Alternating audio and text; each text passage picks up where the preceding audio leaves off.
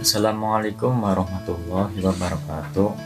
Saya Koko Wasya Subisno Saputro dari kelas 3 TPIB akan membahas tentang hadis yang ditinjau dari segi kualitas dan segi kuantitas.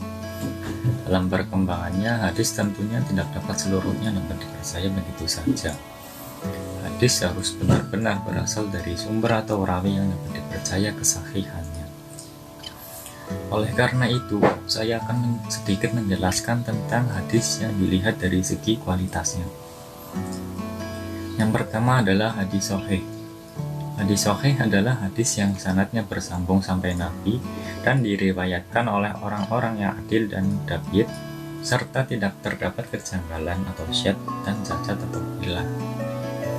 Adapun kriteria hadis sahih, yang pertama adalah sanadnya bersambung. Maksudnya, sanad hadis itu bersambung sampai terakhir atau disebut musnad.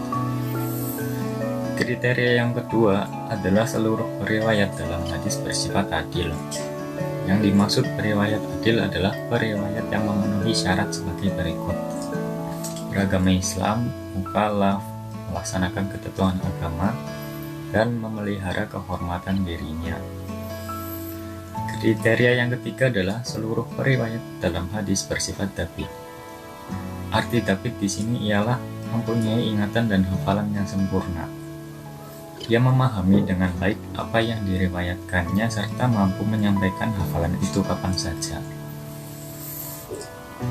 Kriteria yang keempat adalah sanad dan matan hadis terhindar dari syadz.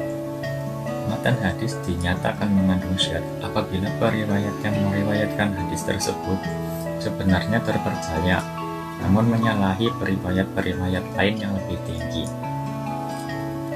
Kriteria yang kelima adalah sanad dan matan hadis terhindar dari ilat.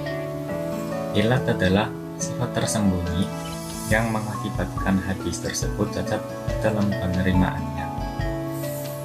Kemudian hadis sahih terbagi menjadi dua bagian. Yang pertama adalah hadis sahih li dzatih dan yang kedua hadis sahih li ghairi. Hadis sahih li dzatih adalah hadis yang karena keberadaannya sendiri telah memenuhi kelima kriteria hadis sahih sebagaimana dikemukakan tadi. Sedangkan hadis sahih li ghairi adalah hadis yang sahihnya lantaran dibantu oleh keterangan lain. Jadi pada diri hadis itu belum mencapai kualitas sahih. Kemudian ada petunjuk atau dalil lain yang menguatkannya sehingga hadis tersebut meningkat menjadi sahih li ghairi. Kemudian yang kedua adalah hadis hasan. Hadis hasan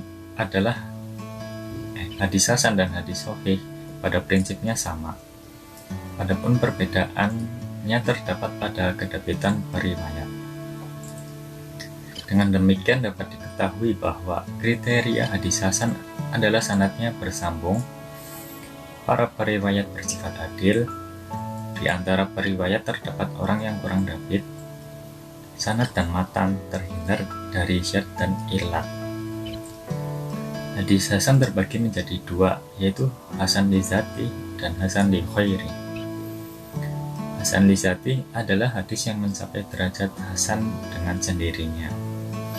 Sedangkan hasan li ghairi adalah hadis hasan yang bukan karena dirinya sendiri melainkan dibantu oleh keterangan lain.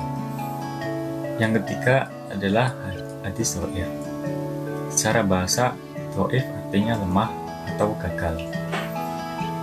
Adapun kriteria hadis dhaif yaitu sanadnya tidak bersambung, perawinya tidak adil, perawi kurang dhabit, terdapat syadz, yakni masih menyelisihi dengan hadis yang diriwayatkan oleh perawi yang lebih thiqah dibandingkan dengan dirinya, kemudian terdapat ilat, yaitu ada penyebab samar dan tersembunyi yang menyebabkan tercemarnya suatu hadis sahih meski secara lahiriah terlihat bebas dari cacat. Pembagian hadis dhaif terbagi menjadi dua, yaitu hadis dhaif dari segi sanad dan dhaif dari segi matan.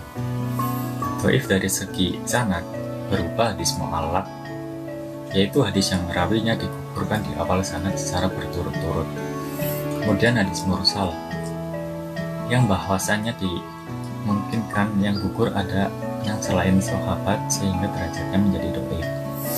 Kemudian hadis mu'dal, yaitu hadis yang pada sanadnya gugur 2 orang rawi atau lebih secara berurutan. Dan yang terakhir hadis munqati adalah hadis yang terputus sanadnya seperti hadis mursal dan mu'dal.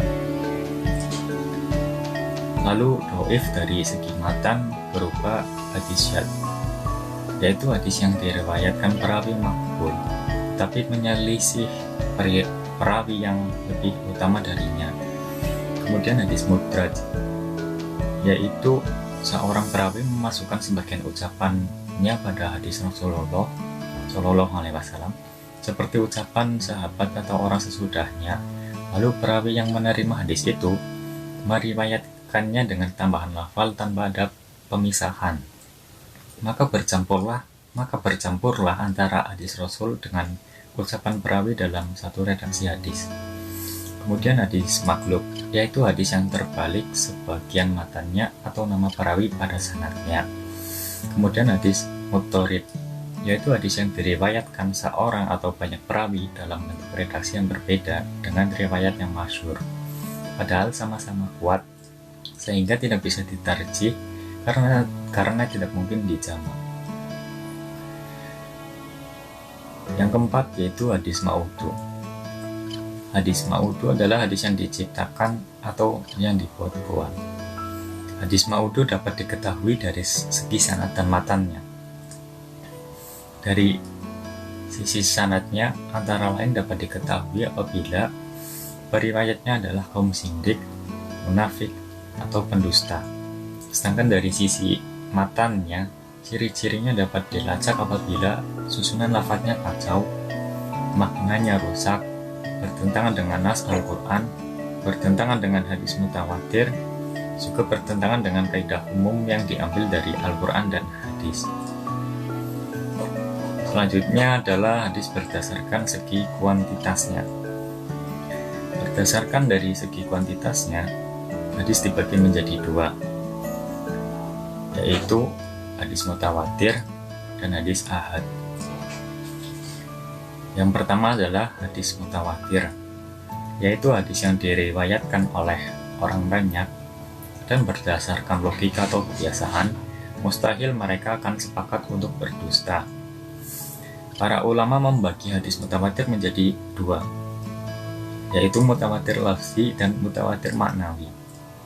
Mutawatir lafzi adalah mutawatir dalam satu masalah yang diriwayatkan menggunakan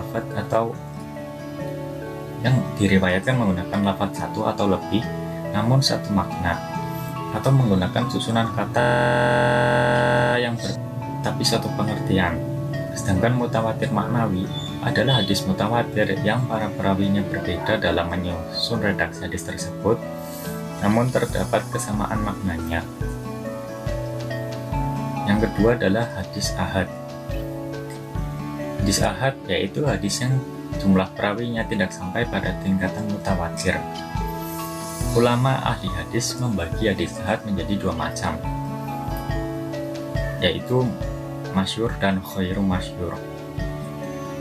Hadis masyhur merupakan hadis yang diriwayatkan tiga orang perawi atau lebih di setiap tingkatan, tapi tidak sampai tingkat hadis mutawatir. Hukum hadis masyhur bergantung kepada hasil penelitian atau pemeriksaan para ulama. Sebagian hadis masyhur ada yang sahih, sebagian hasan, dan sebagian lagi ada yang dhaif, bahkan ada yang maudhu. Namun perlu diketahui bahwa kesahihan hadis masyhur lebih kuat daripada kesahihan hadis aziz dan gharib yang hanya diriwayatkan oleh 1 atau 2 orang riwayat saja. Kemudian hadis khairu masyhur adalah hadis yang diriwayatkan oleh kurang dari 3 orang dan belum mencapai derajat hadis mutawatir. Ulama ahli hadis membagi hadis khairu masyhur menjadi 2, yaitu hadis aziz dan hadis gharib. Hadis aziz adalah hadis yang perawinya tidak kurang dari 2 orang dalam semua tingkatan sanad. Sedangkan hadis gharib adalah Hadis yang diriwayatkan oleh seorang perawi yang menyendiri dalam meriwayatkannya. Hadis gharib dibagi menjadi dua, yaitu hadis gharib mutlak dan hadis gharib nisbi. Gharib mutlak adalah hadis yang kegharibannya terletak pada asal sanad. Sedangkan gharib nisbi adalah apabila kegharibannya terjadi pada pertengahan sanadnya, bukan pada asal sanadnya.